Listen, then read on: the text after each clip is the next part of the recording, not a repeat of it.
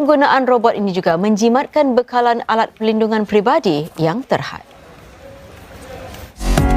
Pusat penularan COVID-19 di Amerika Syarikat pula mula buka semula ekonominya selepas ditutup hampir 3 bulan.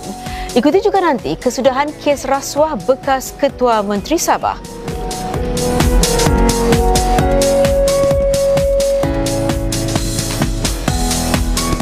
Jimat tenaga dan wang hanya dengan Mitsubishi Electric Starmax Aircon, mudah dibersihkan dan tiada bunyi bising.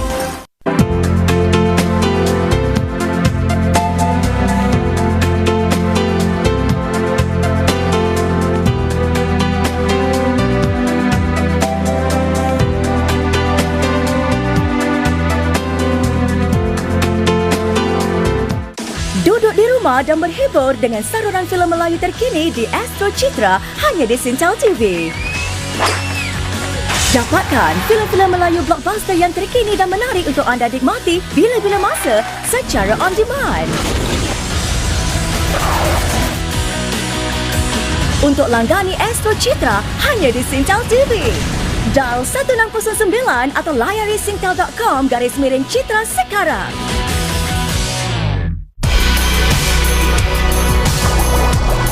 บางทีคนจะกินไม่ได้กินหรอกมันออกไปนอกจานหมด ของอีสานได้กินจะไม่เบื่อทุกคนในบ้านลาบเลือดอย่างนี้ก็เราก็ต้องเอาอันเนื้อกับเลือดนี่ก็คือรวมลงไปเลย Slum Food Millionaire Sunday on CNA. Sakuntalas, satu kali makan hari-hari mau. Babuji, saya datang untuk makanan kegemaran saya. Salmon, Babuji, makan tak ada jemput ah. Sakuntalas, layanan bagus sedap gila tak boleh hams. Hantar rumah pun boleh. Jauh. This week on Kin. I don't want to call the police to remove you. I'm not scared of you. This is my restaurant. I do what I like. Natasha, call the police. Is it true that you support Rose's decision to cheat me? All you Shelleys cannot be trusted. I think I've heard enough. Kin, Mondays to Thursdays on 5. More episodes of Kin are available on demand for free on MeWatch.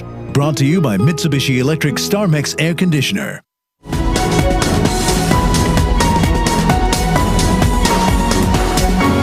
Bertemu kembali. Kes denggi di Singapura kini mencecah 10,000 dengan lagi 872 kes dilaporkan minggu lalu. Agensi Sekitaran Kebangsaan NEA mengatakan jumlah itu yang dicatatkan dalam 5 bulan pertama tahun ini adalah yang tertinggi sejak 2013. Operasi kawalan nyamuk yang intensif terus dilakukan di beberapa tapak binaan yang terletak di Woodley Close, Tampines dan Potong Pasir. Terdapat 190 kelompok denggi aktif sekarang ini. NEA juga mengesan kenaikan 5 kali ganda tempat-tempat pembiakan nyamuk Aedes di rumah-rumah dan koridor bersama sepanjang tempoh pemutus rantaian jangkitan COVID-19 berbanding 2 bulan sebelumnya. Para penduduk digesa mengambil langkah-langkah yang perlu bagi menghapuskan tempat pembiakan nyamuk di dalam rumah. Anggota Parlimen GRC Jurong Rahayu Mahzam memimpin sekitar 100 orang murid dan kaki tangan sebuah pusat prasekolah untuk mengalung-alungkan kehadiran 400 pekerja asing di kawasan Bukit Batok. Inisiatif itu diadakan demi menolak sikap Not in my backyard atau pendeknya NIMBY, di mana masyarakat kurang selesa dormitori pekerja asing ditubuhkan dekat kawasan mereka. Wartawan Nurul Hasanah Agos menjelaskan. Dengan lebih ramai pekerja asing yang menginap di dormiteri besar kini sembuh atau diuji negatif COVID-19, mereka perlu ditempatkan ke tempat lain. Antaranya termasuklah bekas bangunan sekolah antarabangsa Jerman Eropah ini yang dijadikan sebagai dormiteri sementara bagi 400 pekerja asing. Ia terletak bersebelahan Pusat Pembangunan Kanak-kanak PPIS Bukit Batok.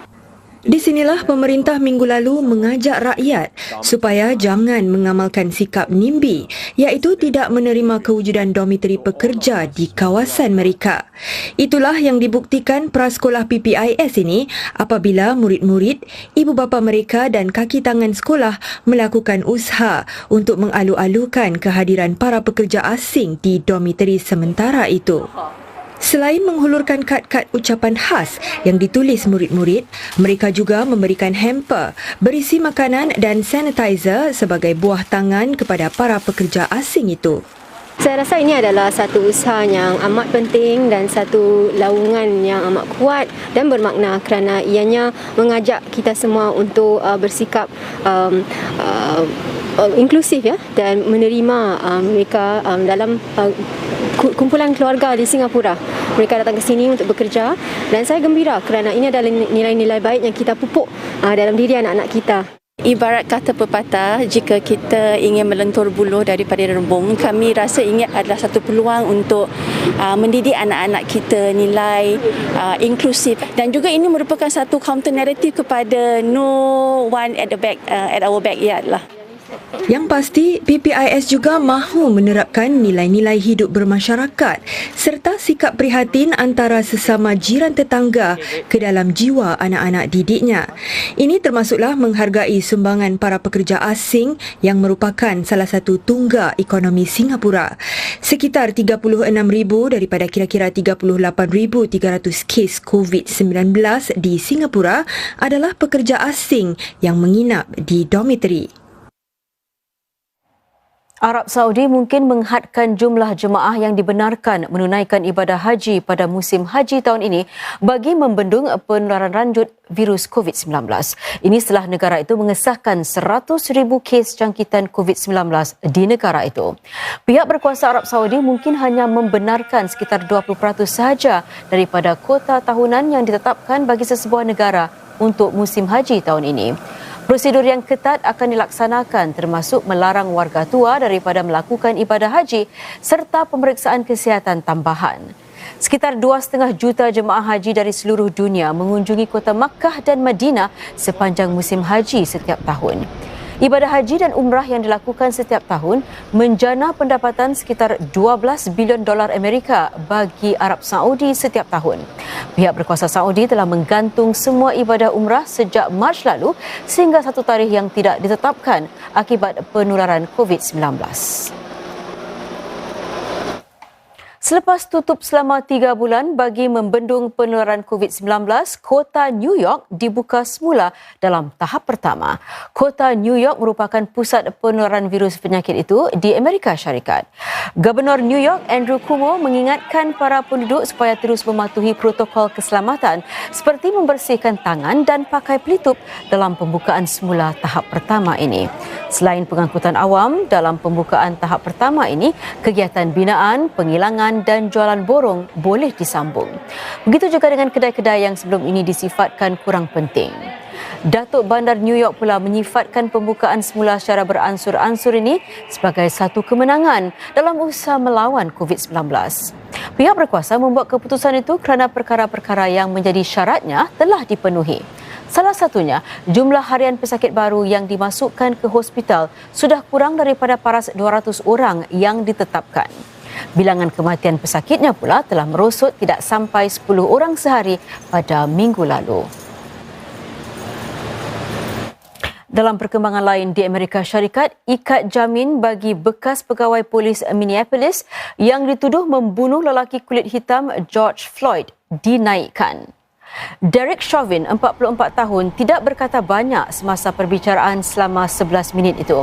Chauvin yang memakai pelitup dan digari menjawab soalan-soalan hakim dari penjara melalui televisyen litar tertutup. Ikat jamin dinaikkan daripada $500,000 kepada $1 juta Amerika selepas dia dikenakan tuduhan lebih serius membunuh tahap kedua. Perbicaraan seterusnya dijadualkan pada 29 Jun.